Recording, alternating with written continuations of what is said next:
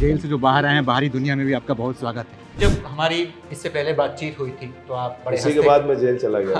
आपको याद है? जिस जेल में मुझे रखा गया था, जेल नंबर 2 में, उसी के एक हिस्से में जो आप कह रहे हैं हाई रिस्क वाले वो लोग थे। छोटा राजन उसी में है, तो ऐसे तमाम लोग थे। उनके बीच कभी प्रचार किया आपने कि भाई जेल में बंद है, जब बाहर आना तो आम आदमी पार्टी को वोट देना? कई बार तो मैं निकलता था तो वो लोग नारा लगाते थे आम आदमी पार्टी जिंदाबाद, तो दूसरे सेल से सब चिल्लाते थे जिंदाबाद जिंदाबाद। ये भी होता था। क्या है, लोग क्या सोचते हैं जेल के बारे में? ये सोचते हैं कि साहब वो 4 खाने का कुर्ता और पैजामा पहन के आपको दिन भर पत्थर तोड़ना, अब वो सब काम नहीं होते। मतलब ये सब खाली फिल्मों में दिखाए जाते हैं। अच्छा, आपका प्लान बी क्या है? अगर मान लीजिए कि केजरीवाल बहुत दिन तक अंदर जेल में रहते हैं तो फिर सरकार कैसे चलेगी? कुछ तो प्लान बी तैयार किया होगा। सरकार चलेगी। देखिए, मैंने आपको बताया ना कि अरविंद केजरीवाल जी मुख्यमंत्री थे, हैं और रहेंगे, उसमें कोई इफ बट नहीं है। गिरफ्तारी के विरोध में आपकी पार्टी के कार्यकर्ता एकजुट हैं, सब जुटे हुए हैं, लेकिन राघव चड्ढा नहीं दिख रहे, वो कहाँ हैं? वो बाहर गए हुए। कब तक आएंगे?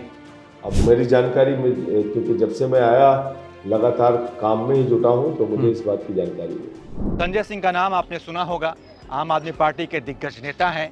कुछ समय पहले ईडी ने उन्हें दिल्ली के कथित शराब नीति घोटाले मामले में गिरफ्तार किया था। करीब 6 महीने जेल में रहकर वो बाहर निकले हैं। अब लोकसभा चुनाव कर प्रचार कर रहे, काफ़ी व्यस्त हैं, लेकिन कुछ समय हमें दे दिया बातचीत के लिए। तो आइए चलिए उनसे बातचीत करते हैं, पूछते हैं कि अब उनकी आगे की रणनीति क्या है। तो आइए चलिए बातचीत करते हैं।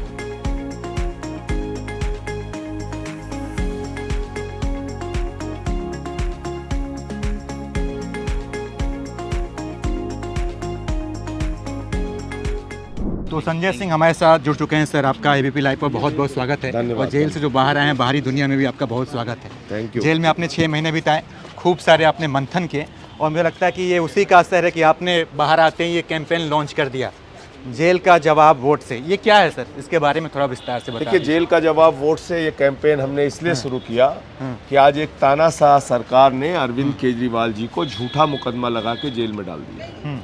तो इसलिए ज़रूरी ये है कि जनता के बीच में हम जाएं और उनसे ये अपील करें कि भाई एक ऐसा मुख्यमंत्री जिन्होंने दिन रात आपके लिए बिजली, पानी, शिक्षा, चिकित्सा, बस की फ्री यात्रा, बुजुर्गों की तीर्थ यात्रा का इंतजाम किया, उनको आज जेल में डाल दिया गया है।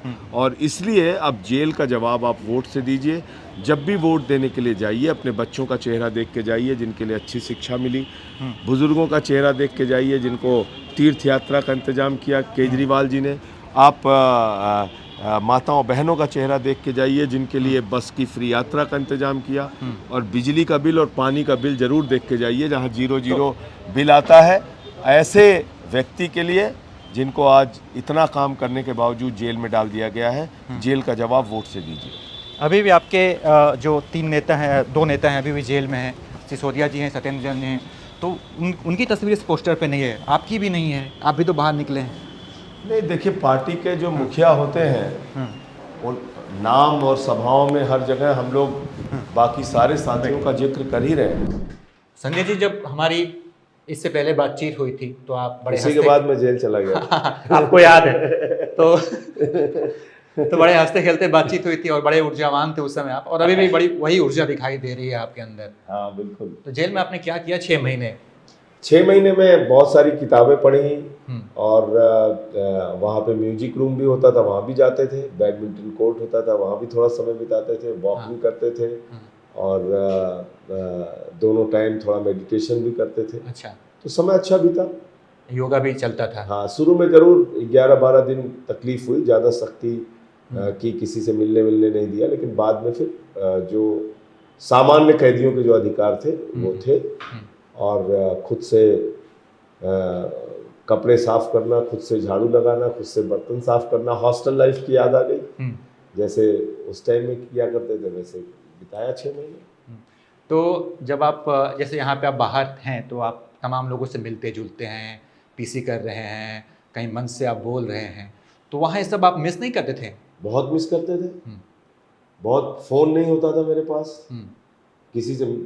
जितनी दिन भर में जितना मेरा मिलने का कार्यक्रम रहता है लोगों के बीच में, कार्यकर्ताओं के बीच में, उनके लिए फ़ोन करना, उनके लिए काम, वो तो बहुत मिस कर रहा था। लेकिन ये हर दिन सोचता था कि जिस दिन निकलेंगे 4 गुना ज़्यादा मेहनत से काम करेंगे। जैसे हम लोग बाहर हैं तो हम लोग सुनते हैं कि भाई जेल में अंडा सेल होता है, एक तन्हाई बैरक होता है। तो आपका कमरा कैसा था? नहीं, एक छोटा सा कमरा था और इसका मान लीजिए कि आधा रहा होगा, इस कमरे का आधा या एक तिहाई ऐसे मान लीजिए। तो उसी में 3 लोग रहते थे, एक कमरे में। एक कमरे में। बाकी 2 लोग कौन और बाकी 2 लोग भी अलग अलग मामलों में थे। और पीछे वॉशरूम था, बस इतना था। आम आदमी पार्टी के बड़े नेता हैं, लोगों के बीच काफ़ी पॉपुलर हैं। तो जब आप जेल गए तो जेल में अलग अलग टाइप के लोग होते हैं, कोई चोरी करके आया है, कोई डकैती करके आया है, अलग अलग मामले। तो कैदियों के बीच में, ऐसे अपराधियों के बीच में आपको कैसा लगता था? देखिए, पहली यात्रा नहीं थी जेल की मेरी।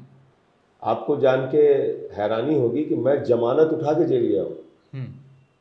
और सुल्तानपुर में, मेरे जिले में, ये हिस्ट्री में दर्ज है। तब मैं उस समय समाजवादी युवजन सभा का प्रदेश सचिव हुआ करता था। घेरा डालो डेरा डालो एक आंदोलन हुआ था समाजवादी पार्टी का। तो उसमें मुझे जेल में डाला गया। और जब जेल में डाला गया तो बाकी सबकी जमानत हो गई, 2 साथी रह गए। और उसी के बाद दीपावली का त्यौहार था। तो मैंने सोचा भाई सब लोग तो निकल गए, लेकिन हमारे 2 साथी अभी जेल में रह गए, तो ये तो ठीक बात नहीं है। तो मैं गया और मजिस्ट्रेट के सामने हमने अपनी जमानत उठाई और दोबारा फिर हम जेल में आए। अच्छा। तो हम तो जमानत उठा के जेल में गए। हमारे एक साथी थे विधायक उस समय, अनूप संडा जी, वो भी हमारे साथ जेल में गए, जमानत उठा के जेल गए। उसका कोई खौफ या कोई ये कि साहब यहाँ पे इतने बड़े बड़े अपराधी हैं, वो है तो है, हम अपने काम से गए हैं। अच्छा, आपको अपने बीच पाकर जो वहाँ के कैदी थे वो कैसा महसूस करते थे? नहीं, वो कई बार अपनी संजय सिंह बड़े नेता हैं भाई, कई बार अपनी समस्याएं बताते थे। और अच्छा, निश्चित रूप से मैं इसके बारे में जरूर काम करूंगा। बहुत जेन्युइन उनकी बहुत सारी समस्याएं थी। बहुत सारे जेल के अधिकार हैं जो आम कैदियों तक नहीं पहुंचते हैं, तो वो पहुंचने चाहिए। 10-10 साल से लोग अंडर ट्रायल हैं, विचाराधीन कैदी हैं 10 साल से। तो ये उस दूसरी जेलों में या उस जेल में भी कई विचाराधीन कैदी आते थे। ज़्यादातर तो ऐसे लोग थे जिनको सजा हो चुकी थी। जिस जेल में मुझे रखा गया था, जेल नंबर 2 में, उसी के एक हिस्से में जो आप कह रहे हैं हाई रिस्क वाले वो लोग थे। छोटा राजन उसी में है। तो ऐसे तमाम लोग थे, लेकिन उन लोगों से कोई सामना नहीं होता था, वो अलग तरीके से। और बाकी जो कैदी होते थे, उनके अगर कोई छोटे मोटे कुछ अपने काम होते थे, उनके किसी के बच्चे से संबंधित, किसी के भाई से संबंधित, तो मैं कोशिश करता था कि जब मैं कोर्ट की तारीख पे आऊँ तो लिख के आता था और अपने नोट डाउन कर लेते थे वहाँ पे, नोट डाउन कर लेता था। और जब भी लीगल मुलाकात होती थी या यहाँ पे जब मैं आता था तो परिवार से मिलने की जब इजाज़त होती थी तो परिवार को वो कागज़ में देता था कि भाई इन लोगों के काम कर देना। ये जो अस्पताल से जुड़ा हुआ, किसी के स्कूल से जुड़ा हुआ, तो ये भी था। उनके बीच कभी प्रचार किया आपने कि भाई जेल में बंद है, जब बाहर आना तो आम आदमी पार्टी को वोट देना? कई बार तो मैं निकलता था तो वो लोग नारा लगाते थे आम आदमी पार्टी जिंदाबाद, तो दूसरे सेल से सब चिल्लाते थे जिंदाबाद जिंदाबाद। ये भी होता था। ये भी होता था। तो वहाँ पे मतलब बैठकी लगती थी, 4-5 लोग मिलकर बातचीत कर रहे हैं? हाँ, म्यूजिक रूम जहाँ पे है वहाँ पे बैठते थे। और मल्टीपल पर जो हॉल था जिसमें कि बैडमिंटन का कोर्ट था, वहाँ पे लोग मिलते थे। और ओपीडी में जब मैं जाता था दिखाने के लिए, मेडिकल चेकअप के लिए, तो वहाँ मिल जाते थे।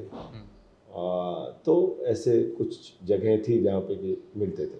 आप जेल से बाहर आए, 2 नेता भी जेल के अंदर हैं। मतलब इसी का असर है कि आम आदमी पार्टी के जो कार्यकर्ता है ना, जेल आधारित किताबें पढ़ने लग गए हैं। जैसे मैं अभी आया तो किसी ने यहाँ पे किताब रखी थी, jail diary of Bhagat Singh.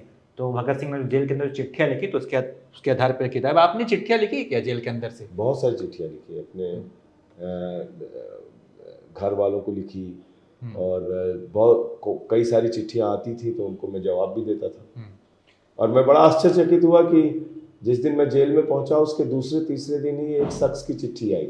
अच्छा। तो उसने खैर मेरा उत्साह बढ़ाने के लिए कई सारे उदाहरण दिए थे कि कैसे कैसे लोग जेल में रहे हैं। और उसके साथ उन्होंने 2 किताबें भेजी थी, काला पानी का दस्तावेज, आज़ादी के दीवाने। तो ये किताबें भेजी थी। भगत सिंह की जेल डायरी हिंदी की पतली अच्छा, किताब थी। ये जो किताब अंग्रेजी में- वर्जन है। हाँ, ये आपने अंग्रेजी- आप भी ये पढ़ चुके हैं? नहीं, इसकी हिंदी वाली? हाँ, हिंदी वर्जन में पढ़ चुका हूँ इसका। मैंने देखा लखनऊ में कुछ दिन पहले आपकी जो बेटी है इशिता सिंह नाम है, जी हाँ। तो वो भी आपका एक पत्र लेकर मंच से पढ़ती हुई नजर आई थी। वो पत्र तो जब मैं ईडी कस्टडी में था तब मैंने लिखा था, क्योंकि जब मैं ईडी की कस्टडी में गया तो दूसरे दिन बेटी आई, और फिर जब पत्नी मिलने आई तो उन्होंने बताया कि वो काफ़ी रो रही थी, बेटा काफ़ी परेशान था। तो मैंने वहाँ से वो चिट्ठी लिखी कि भाई, बहादुरी की पहचान तब तक नहीं होती जब तक कोई संकट न पड़े। जब तक संकट नहीं है तब तक तो हर आदमी बहादुर है। जब संकट पड़ गया उस वक्त आपकी बहादुरी क्या है वही तो परखी जाएगी। तो मैंने इसको आधार बनाते हुए और लिखा कि भाई, मैं तानाशाहों से लड़ रहा हूँ और इस समय तुम लोगों को मजबूत रहना है, ऐसे कमजोर होने से थोड़ी काम चलेगा। और उसमें मैंने और कई सारे उदाहरण दिया कि भाई, अगर आप नेल्सन मंडेला के जीवन को देखें तो जिंदगी का 67 साल उन्होंने आज़ादी के लिए लड़ाई लड़ी, तो एक लंबा सफर। उनके बारे में भी आपने जेल में पढ़ा? बहुत पढ़ा, सबसे पहले उन्हीं के बारे में पढ़ा, क्योंकि जब मैं जेल गया तो मैंने ये सोचा कि ये जेल यात्रा लंबी होगी और हमें ये पढ़ना चाहिए कि कौन कौन से लोग जेल में रहे, हमारे महापुरुष या हमारे क्रांतिकारी। तो उनके बारे में तो सबसे पहला मैंने नेल्सन मंडेला को ही पढ़ा और मैं उनके जीवन से बहुत प्रभावित हुआ, बहुत प्रभावित हुआ। कितनी यातनाएं, जिस बैरक में उनको रखा गया था, जिस छोटे से सेल में खड़े होते थे तो उनका सर जो है उसमें दीवार में लगता था, ऊपर के छत में लगता था, इतनी छोटी सेल में रखा गया। कई वर्षों तक उनको फुल पैंट नहीं मिली पहनने की, हाफ पैंट में उनको रखा गया। आप वहाँ पे क्या पहनते जेल के अंदर? नहीं, अब यही नेता वाला ड्रेसअप रहता था? उस जेल की तुलना में तो अब की जेल कुछ नहीं है। वो तो वास्तव में जेल थी, कठिन जेल। अब हॉस्टल बन गया है। अरे हॉस्टल नहीं, अब की जेल और उस जेल की तुलना आप करेंगे तो जमीन आसमान का अंतर है। मैं आपको बता रहा हूँ क्या है, लोग क्या सोचते हैं जेल के बारे में। सोचते हैं कि साहब वो 4 खाने का कुर्ता और पैजामा पहन के आपको दिन भर पत्थर तोड़ना, अब वो सब काम नहीं होते हैं। मतलब ये सब खाली फिल्मों में दिखाए जाते हैं। तो लेकिन जब अगर आप काला पानी के जेल की बात करेंगे तो वहाँ तो साल भर में एक पत्र लिखने की छूट होती थी। यहाँ की जेल में आप 5 मिनट प्रतिदिन परिवार से बात कर सकते हैं, 15-15 मिनट की 2 वीडियो कॉन्फ्रेंसिंग हफ्ते में कर सकते हैं। अच्छा। लीगल मुलाकात अपने वकीलों से हफ्ते में आधे घंटे 2 बार कर सकते हैं। अब सोचिए और काला पानी की जेल में या अंग्रेजों की जेल में तो एक साल में पत्र लिखना मुश्किल हो जाता था। शहीद आजम भगत सिंह के पत्र या जो लोग जेल में रहे पत्र उनके कैसे गए वो एक अलग कहानी है उसकी। तो जो 5 मिनट बहुत सारे पत्र भगत सिंह जी के गायब भी हो गए, जो नहीं पहुंचा सके और उसके बारे में कुछ नहीं लिखा जा सका। जो आपको 5 मिनट का वक्त मिलता था बात करने के लिए, तो आप हाँ, वो बड़ा महत्वपूर्ण होता था। मैं लिख के आता था पॉइंट कि अभी जाके और पत्नी से बात करनी है, और जैसे ही अपनी बातचीत शुरू करता था। अब सोचिए कि जब मैं बाहर होता था तो यात्राओं में और कार्यक्रमों में कई दिन बीत जाते थे, घर पे फ़ोन भी नहीं करता था, लेकिन बाहर रहने पे वो 5 मिनट की कॉल बड़ी महत्वपूर्ण लगती थी कि यार सब कुछ बता दें। तो वो पीसीओ का जब जमाना था तो हम लोग देखते रहते थे। हाँ, बस उसी टाइप का 58, 59, 61 तो लगता है 5 मिनट खत्म होने वाले हैं, जल्दी जब अंतिम के 30 सेकंड रह जाते थे तो मैं कहता था कि बस अब खत्म होने वाली है कॉल, तो फिर बात होगी। ठीक। मैं देखता हूँ 17-18 साल के नौजवान वो अपने सारे अभियान, सारी बातें ट्विटर पे, फेसबुक पे, इस पे उस पे वो तो चलाते हैं, लेकिन जब भी कोई संघर्ष का टाइम आता है, अब वो संघर्ष वाली पीढ़ी खत्म हो गई। मुझे लगता है यही तानाशाही को जन्म दे रही है। अगर आप बेरोजगारी का सवाल, और ये भी नहीं जरूरी है कि आप तुरंत तोड़फोड़ करने लगें और रास्ते में हंगामा करें, नहीं, लोकतांत्रिक ढंग से आप बड़े आंदोलनों को खड़ा कीजिए। और उसमें सबसे ज्यादा जरूरी है कि जेल और ये मुकदमों का भय अपने दिमाग से निकालिए। अगर आप भगत सिंह जी की बात करते हैं तो उनका क्या जीवन रहा है, मतलब कितने बहादुर इंसान थे। दुर्गा भाभी जी को पढ़िए, मैं समझता हूँ दुर्गा भाभी के बारे में तो पढ़ाया नहीं गया इस देश में ज्यादा। एक प्रसंग है उसमें कि दुर्गा भाभी के पति भगवती चरण बोरा जी की शहादत हो चुकी है और उनका 3 साल का बच्चा है, और दुर्गा भाभी को भगत सिंह के वेश बदल के भगत सिंह की पत्नी बन के जाना है, उनको बाहर छोड़ने के लिए, कलकत्ता छोड़ने के लिए जाना है। तो संवाद है भगत सिंह का और दुर्गा भाभी का। तो भगत सिंह थोड़े इमोशनल होते हैं, तो वो कहते हैं कि भाभी भगवती भाई भी नहीं है और उनकी शहादत हो चुकी है, और जिस जोखिम भरे काम में आप इस वक्त हमारे साथ चलेंगी उसमें आपकी भी जान जा सकती है, और ये छोटा जो 3 साल का बच्चा है इसकी भी जान जा सकती है। तो आप सोचिए कितनी बहादुर महिला रही होंगी। उन्होंने कहा भगत सिंह तू भी तो किसी का बेटा है। ऐसे लोगों ने आजाद कराया इस देश को, ऐसे लोगों ने। तो जब उनको फांसी की सजा हो गई तो उनके जो बाकी दोस्त जिनको उम्र कैद की सजा हुई, उसमें एक थे जयदेव कपूर जो कानपुर के रहने वाले क्रांतिकारी। तो जब वो जाने लगते हैं तो कोतवाल से रिक्वेस्ट करते हैं कि जेलर से रिक्वेस्ट करते हैं कि मुझे भगत सिंह जी से मिलने दीजिए, क्योंकि अब पता नहीं कब मिल पाएंगे, अब तो हमें आप दूसरी जेल में लेके जा रहे हैं। उनको तमिलनाडु की जेल में ले जाया जा रहा होता है। तो जयदेव कपूर और उनके साथी जाते हैं, तो भगत सिंह जी के सेल के सामने वो खड़े होके अपने अंदाज में कहते हैं कि क्यों सरदार, डर तो नहीं लग रहा है? ये उसमें संवाद है, पढ़िएगा। रोमांचित हो जा रहा हूं बोलते हुए। तो भगत सिंह हंसते हुए कहते हैं कि डर तो अब तुम लोगों को लगना चाहिए, मैं इस दुनिया को छोड़ के जा रहा हूं अपना काम पूरा करके, अब तुम्हारी जिम्मेदारी बड़ी है, जेल की यातनाओं को भी झेलना है तुम्हें और आज़ादी की लड़ाई भी लड़ना है। ऐसे बहादुर लोग। हम लोग जेल से डरते हैं, छोटे छोटे जेल का डर दिखा के किसी को एक फाइल पकड़ाते हैं भाजपा वाले, दूसरे दिन पटका पहन लेते हैं। ये क्या है? मुझे लगता है कि इससे बाहर निकलना होगा, खासतौर से विपक्ष के मित्रों को इन चीज़ों से बाहर निकलना पड़ेगा कि छोटी छोटी चीज़ों में।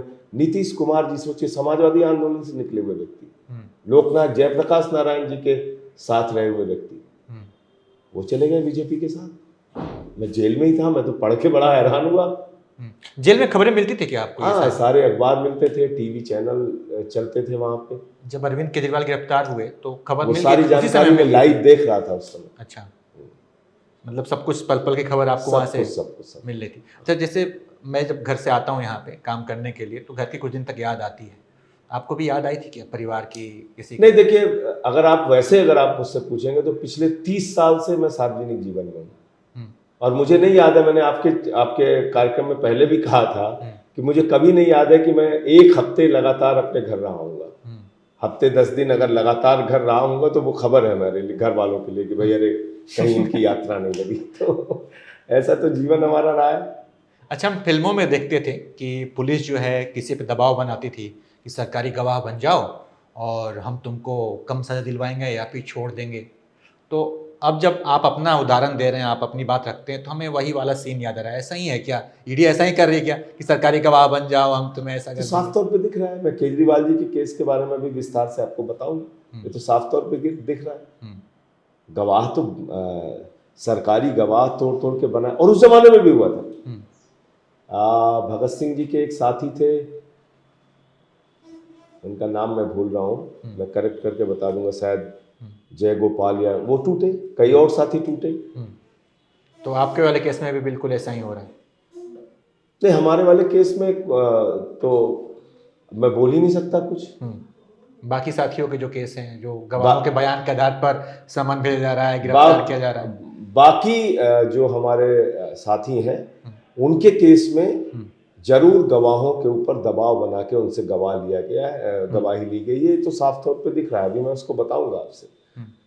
लेकिन मैं ये कहना चाह रहा हूं कि ये ऑफर तो सबको दिया गया, ये ऑफर तो सबको दिया गया कि आप मिल जाइए, केजरीवाल के खिलाफ बोलिए तो आपको बरी कर दिया जाएगा। आपके पास भी ऐसा ऑफर आया था? हमसे हिम्मत नहीं करते, हमको जानते हैं कि भाई ये लोग टूटने वाले हैं नहीं, तो क्यों निरर्थक प्रयास करें। हम कहीं फिर उसको निकल के अदालत में बता देंगे या मीडिया में बता देंगे तो और उससे बदनामी ही होगी। आपने देखा कि जेल में क्या समस्याएं हैं, और आप ये भी समझ चुके हों कि जेल के अंदर जो है अंदर बैठ कर लंबे समय देखिए, सबसे बड़ी समस्या ये है कि 80% अंडर ट्रायल हैं देश की जेलों में। 80% लोग विचाराधीन कैदी हैं। मतलब वो 3 साल 4 साल जेल में रहते हैं, उनको बेल नहीं मिलती। 10-10 साल से जेल में है, उनको बेल नहीं मिलती। और उसके बाद जब वो छूटते हैं तो बाद में बरी हो जाते हैं। तो 10 साल उनकी जिंदगी का जो गया उसकी जवाबदेही किसकी है? 5 साल 4 साल जो वो जेल में बंद रहे उसकी जवाबदेही किसकी है? जीएन साईं बाबा जो 10 साल जेल में रहे और उसके बाद उनको निर्दोष साबित कर दिया गया, तो 10 साल उनकी जिंदगी का एक दिव्यांग व्यक्ति जो 90% दिव्यांग है और जिनको अपने दैनिक क्रिया के लिए भी लोगों की सपोर्ट चाहिए, उस व्यक्ति का वो 10 साल लौटाएगा कौन? ये सबसे बड़ी पीड़ा की बात है। अच्छा, आपका प्लान बी क्या है? अगर मान लीजिए कि केजरीवाल बहुत दिन तक अंदर जेल में रहते हैं तो फिर सरकार कैसे चलेगी? कुछ तो प्लान बी तैयार किया होगा। सरकार चलेगी। देखिए, मैंने आपको बताया ना कि पहली बात तो अब ज़्यादा दिन जेल में रहने का सवाल ही नहीं है, क्योंकि बहुत सारे सबूत और तथ्य माननीय अदालत के सामने आ रहे हैं। मार्च में उन्होंने ऑर्डर किया है कागजों की जांच करने का, क्योंकि अरविंद केजरीवाल का केस पूरी तरीके से फर्जी है। ये अगर आप किसी होमगार्ड को भी जांच करने के लिए दे देंगे या अगर आप किसी सिविल डिफेंस वालों को भी, 10वीं के बच्चों को भी जांच करने के लिए दे देंगे तो बता देगा कि केजरीवाल जी का केस कैसे फर्जी है। अरविंद केजरीवाल के केस में कुल 4 गवाह हैं और ईडी ने 162 लोगों की गवाही ली है। सीबीआई ने 294 लोगों की गवाही ली है। 456 लोगों की गवाही में से मात्र 4 गवाहों ने केजरीवाल का नाम लिया है। 50,000 पन्ने की चार्जशीट दोनों एजेंसियों ने मिलाकर दाखिल की है। 20,000 से ज्यादा पन्ने छिपा लिए हैं, उसको अनरिलाइड अपॉन डॉक्यूमेंट में डाला है। उसकी जांच के लिए आदेश अभी न्यायालय ने दिया है और उसकी जांच हमारे वकील कर रहे हैं।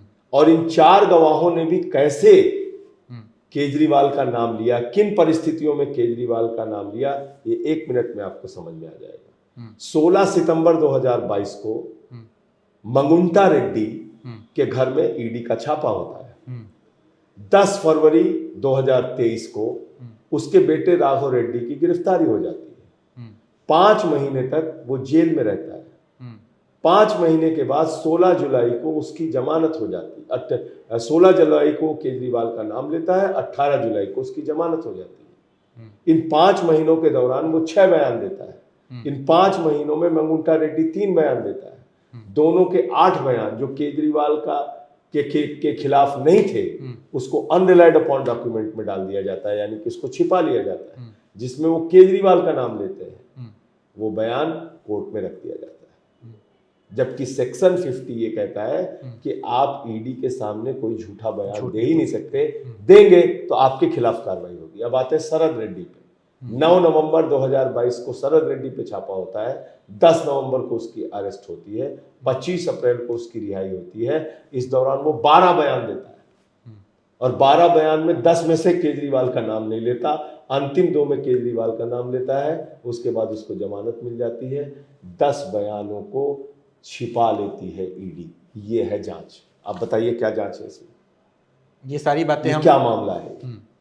और दूसरी चीज, वो शरद रेड्डी जिसको किंग पिन कहती है ईडी, मैं नहीं, किंग पिन कहती है ईडी, अब उस शरद रेड्डी ने 10 नवंबर की उसकी गिरफ्तारी के बाद 15 नवंबर को पहले तो 5 करोड़ रुपए की रिश्वत भारतीय जनता पार्टी को दी, फिर अलग अलग समय पर 55 करोड़ रुपए और उसके पहले 5 करोड़ रुपए, 60 करोड़ रुपए की रिश्वत भाजपा को दी। तो शराब घोटाला तो भाजपा ही ने किया है।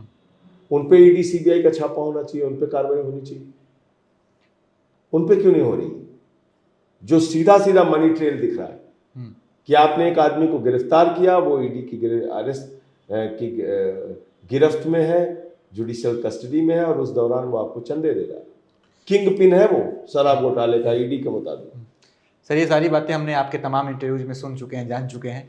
हमें ये बताइए सर, अगर नौबत आती है तो दिल्ली में अगर नया मुख्यमंत्री बनाने की बात आती है तो फिर कौन होगा? क्या आप तैयार हैं कि नहीं उसके लिए? अरे हमारा कोई मतलब ही नहीं है। मतलब मैं तो सांसद हूँ और दूसरी चीज ये है कि दिल्ली की जनता ने अरविंद केजरीवाल जी को वोट दिया है मुख्यमंत्री बनाने के लिए। अरविंद केजरीवाल जी के नाम पे, उनके काम पे वोट दिया है और अरविंद केजरीवाल जी मुख्यमंत्री थे, हैं और रहेंगे।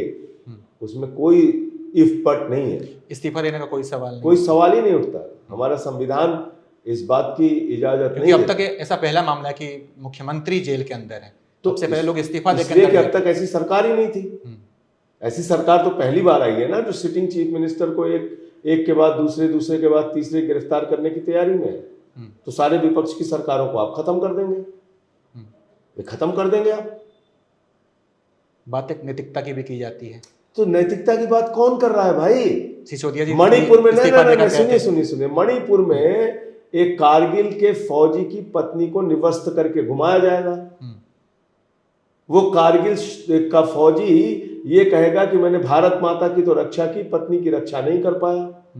1 साल तक मणिपुर हिंसा में जलेगा। उस मुख्यमंत्री को माला पहना के अपने कंधे पे बिठा के घुमाएगी भाजपा। उसका इस्तीफा नहीं होना चाहिए। अजय मिश्रा टेनी का बेटा 4 किसानों को कुचल के मार देगा, उनका इस्तीफा नहीं होना चाहिए। वो तो देश के गृह राज्य मंत्री रहेंगे। हमारे पहलवान बेटियों को न्याय नहीं मिलना चाहिए, लेकिन केजरीवाल का इस्तीफा हो जाना चाहिए। क्यों? वो अच्छी शिक्षा दे रहे हैं, क्यों वो अच्छा बिजली पानी का इंतजाम कर रहे हैं, बुजुर्गों की तीर्थयात्रा, इसलिए उनका इस्तीफा हो जाना चाहिए। ये नैतिकता है भाजपाइयों की। और भाजपाइयों से हमें नैतिकता सीखनी है, जो भ्रष्ट पार्टी है हिंदुस्तान की अब तक की। नोटबंदी का घोटाला उन्होंने किया, 15 लाख करोड़ रुपए पूंजीपतियों का माफ उन्होंने किया। हिंडनबर्ग की रिपोर्ट आई, उसके बावजूद कार्रवाई नहीं करने का जुल्म उन्होंने किया। तो ये तो महाघोटालेबाज। और इस शराब घोटाले की भी पूरा सच सामने आ गया। शराब का घोटाला भी भाजपाइयों ने किया है। देखिए ना, पूरी डिटेल है सामने। अच्छा, इस गिरफ्तारी के विरोध में आपकी पार्टी के कार्यकर्ता एकजुट हैं, सब जुटे हुए हैं, लेकिन राघव चड्ढा नहीं दिख रहे, वो कहाँ हैं? वो बाहर गए हुए। कब तक आएंगे? अब मेरी जानकारी में, क्योंकि जब से मैं आया लगातार काम में ही जुटा हूं, तो मुझे इस बात की जानकारी नहीं। अगर लोकसभा चुनाव की बात करें तो क्या संजय सिंह को इस बार यूपी में चुनाव नहीं लड़ना चाहिए था? आप इतने बड़े नेता हैं, एक सीट तो यूपी में मिलनी चाहिए। अरे भाई, 12 जनवरी को तो हमारी पार्टी ने हमें राज्यसभा भेज दिया, अरविंद केजरीवाल जी ने।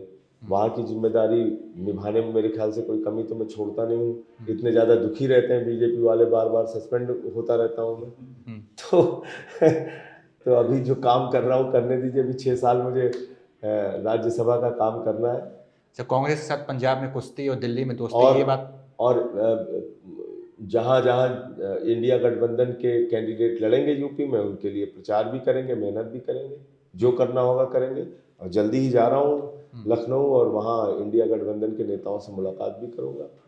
आखिरी सवाल कि पंजाब में जो है कांग्रेस के साथ आपकी जो है वहाँ पर गठबंधन नहीं है, वहाँ लोग कह रहे हैं कि वहाँ इनकी कुश्ती चल रही है और दिल्ली में इनकी दोस्ती है, तो ये बात जनता कब कैसे रास है? ये तो एनडीए के दलों में भी होता है, कई जगहों पे वो लोग आप तो अलग रास्ता दिखाते हैं। कह रहा हूँ, एक एनडीए के दलों में भी जेडीयू और बीजेपी आमने सामने लड़ती है कई राज्यों में, और बिहार में साथ करती है, और ऐसे बहुत सारे दल हैं।